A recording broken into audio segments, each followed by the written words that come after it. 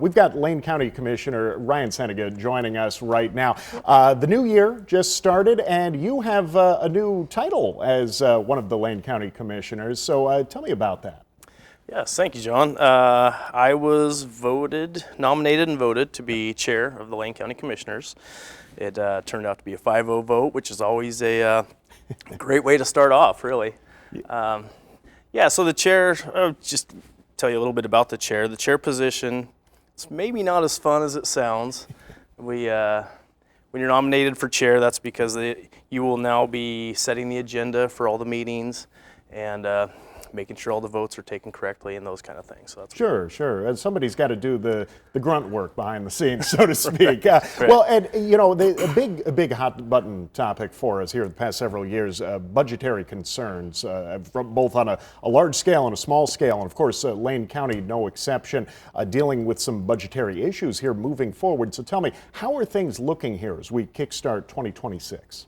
We had our budget kickoff meeting last Thursday, and we're looking at about a $2 million budget deficit in our general fund. So out of our entire budget, there's about 15% that we get to play with, our discretionary funds. And so that's where that $2.9 million is going to have to come from. The rest of the money is, to put it simply, is pass-through money from state and federal for different departments. And this, out of that general fund, the 15%, our discretionary funds, is where we pay, say, our sheriff's department. And our sheriff's department actually makes up 75% of that general fund. So they get a large portion of that. And as you can see, they are oftentimes underfunded as well. Sure. Yeah, so that's the initial kickoffs. And people are asking, why are we at such a shortfall? And really, there's multiple things. State and federal funding is down, as you've heard, but also just expenses have gone up and revenue has stayed flat. Sure. So those where those kind of deficits come from. Yeah, that combination on both ends, obviously, it's very trying to get the budget balanced. Right. So what is the outlook here in terms of trying to make up for that shortfall? What sort of, are we talking cuts on the horizon here? You know, we're early in the process. Sure. Obviously, when we just had the kickoff Thursday, the first thing we always look at are things that are budgeted that we're not currently doing, that we can pull off the budget, and that comes right off the $2.9 million. And we'll look at materials that we don't use anymore, some services, and those kind of things that just the county's not utilizing that Sure. is still budgeted. Yeah, so it sounds like a variety of solutions are on the table here moving forward. We're still kind of in that planning phase. Oh, yeah. We're early in the phase. And really, we had a couple of budget committee people at the kickoff.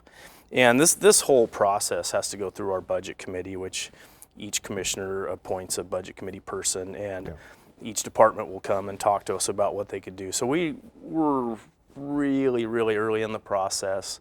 And we have till July. So okay, yeah. So still plenty of time to really get that plan ironed out here moving forward. Right. And I'll ask, so we get away from sort of the mundane brass tacks of the numbers. What are we excited about here going forward? Any new plans for 2026?